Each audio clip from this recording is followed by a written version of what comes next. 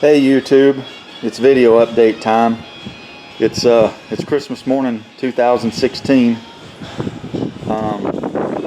Finally gonna get about a half a day or so to work on this thing before we do the family thing, but I just wanted to make an update video of the next round that we're gonna have to work with. Remember that good looking 4-inch diamond eye downpipe that I got? Well, it's not gonna fit. That turbo does not have enough room between here and I don't know if you can, right there. It's right in the middle of that edge. So the cavity for the turbo is actually right over in here. There's a good clearing in there, so I'm gonna have to cut and fabricate that thing, which really I didn't want to have to do because that thing was mandrel bent and man, it looked good. But I'm gonna have to put my twist on it, so I guess we'll just work with that.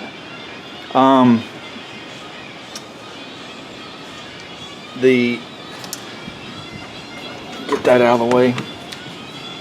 The downpipe looks like it's gonna go, or the cold air intake inlet looks like it's gonna go in pretty easy. Just a straight line across there with a little bend. The lower radiator hose right here.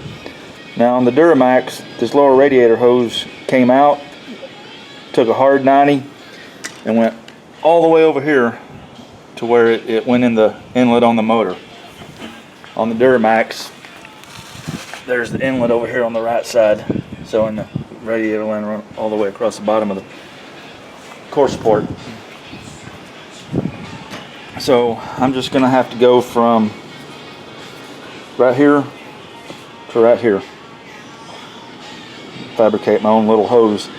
Now in the Duramax hose, there was 2 fittings compressed in. One for this right here, which goes to your overflow tank. And then there was another hose that came from your heater core. Instead of, it was setting right in this area and came up and went to your heater core lines. That's what this fitting right here is, so I'm going to be able to cut that out. I'm not going to have to trim two fittings right in there. One good thing is when I put this core support back up here, I just kind of looked at the room that I had between that and my harmonic balancer and pulleys, and I thought, heck, I'm just going to set that fan in there and see where it lands. And I don't know if you can tell, I've got about 1/4 of an inch of clearance.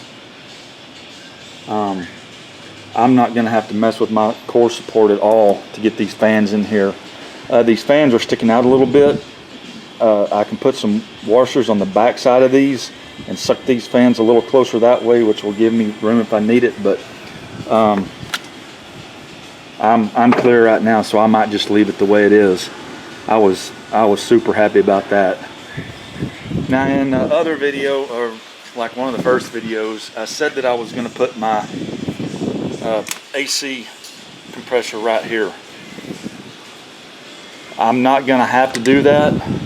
I don't know what I got wrong. I'm assuming that it's just a engineering change in GM.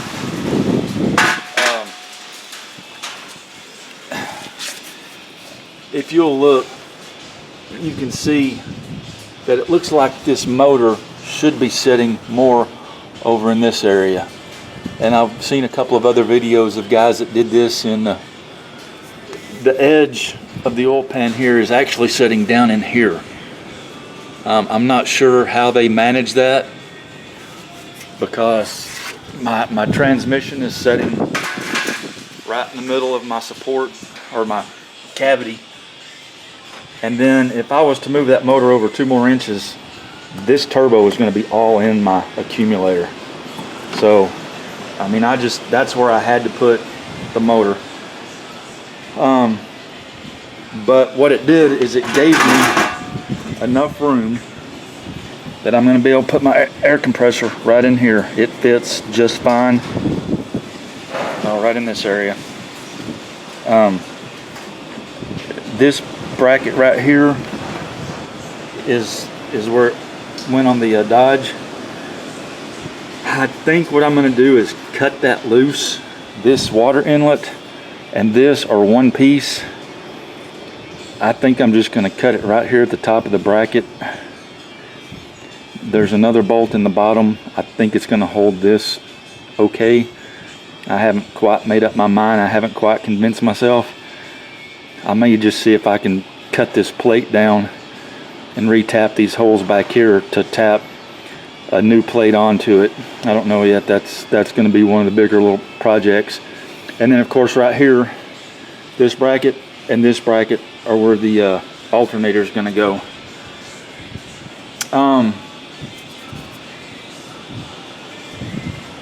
The oil sending unit on the Dodge, or on the Cummins, is right in there. I don't know if you can see it. It's way up in there. I've got it plugged off, and I'm gonna move, or I have moved already. And put the GM sensor in. I drilled and tapped this hole right here, so I can just bring my GM connection right to this. That was pretty easy to work with. I looked for one of these. I can't find one with a single. So what I'm going to do is I'm just going to cut this off, crimp it together, weld the end up. Hopefully it'll turn around like that, and this piece over here will be to the inside and won't really be seen or noticed once the alternator gets in here. Oh, another thing I don't know how I managed is there's the Dodge upper radiator hose. Goes right into my GM radiator, right in to the water outlet, and it looks like I meant for it to go there. I don't know how I got lucky on that, but now this bracket right here is actually for my the Allison transmission controller. I'm gonna have to take that off and move it down in this area next to my GM computer. Yeah, there's gonna be room now. Before the head was sitting over here on that Duramax, but now there's a lot of room, so I can move that Allison controller down in here. On this side, the intake hose isn't going to be so easy. This is the Duramax piping. You can see it comes out of the radiator right there, makes a funky bend, comes up, and the turbo on the Duramax is back here, to where here is the intake for the Cummins. And if I put the Cummins downpipe in, it cuts right across this area, which then kills my room for my transmission controller. I looked at getting a new one of these and I'm just being a tightwad right now, but just that horn, just a new horn that comes straight out and over here, is anywhere from about $185 to $325, and I'm not going to spend that right now. Once we prove this thing out and go back and rebuild the motor and do all the goody stuff, I will. That way it'll all be done at once. But I'm gonna have to go to the salvage yard and see if I can find the Gen 3, the 24 valve intake horn comes straight out. I don't know if it'll fit or not. It looks like it's the same bolt up here, just comes straight over here. I hope that works. What else? Oh, for right now, the guy at the parts store assured me that putting that T in right there would work. This is coming up from my power steering. This is coming down from my master cylinder and dumping into here. I still want to find the GM housing with the 4 outlets. or either take that off and take it down to the welding shop and have them braze another input in. I'm going to use that for right now. Oh, my transmission cooling lines.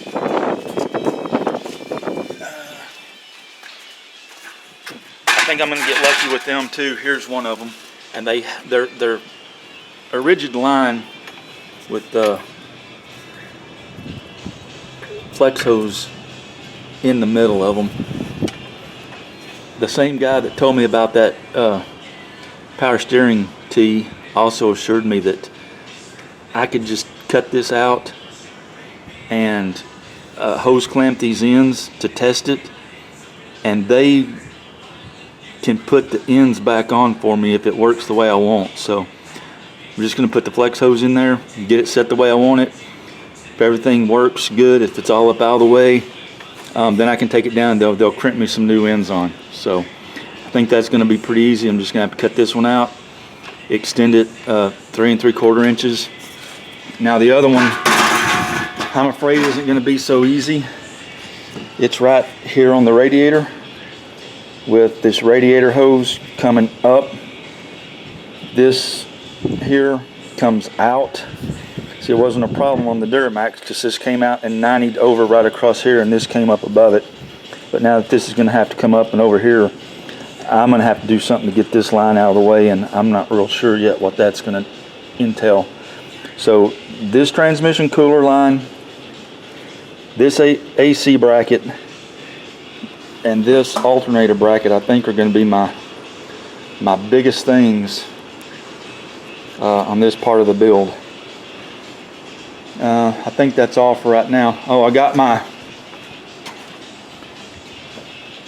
body blocks under there, so now I'm setting on some real deal body blocks, and I was able to take these lines. This is my brake lines. I just uncoiled these enough to get them back up and in. So, you know, when I raised the body up, these lines were sitting down in here, 2 inches below that. So they don't look too bad, and I just put this piece back in there to kind of keep them looking okay. I just uncoiled these enough to get that back into there. I think that's about it for right now. Oh, I got some 5/8 and 1/2 inch gas line. I need to get my fuel lines hooked up. Now, I don't think I'm going to be able to get away with just hose clamps on those, because I'm going to be running pressure. And that there's a metal line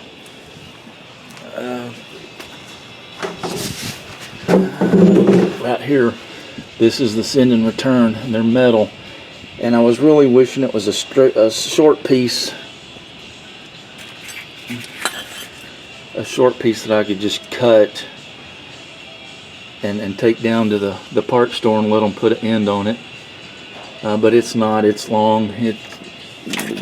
It's way back here where it gets into some flex. I don't know how that's going to work, but I don't think it'll be a real big deal. Even if I have to get a flare tool and flare the end just a little bit, so it's got a little bit of flange to grab on, maybe I can get it shoved up enough on this line that it won't go anywhere. That's about it for right now. I think that's enough though, so we'll take care of that, and after we get all that done, then we'll be into the wiring harness. I've got it all separated out.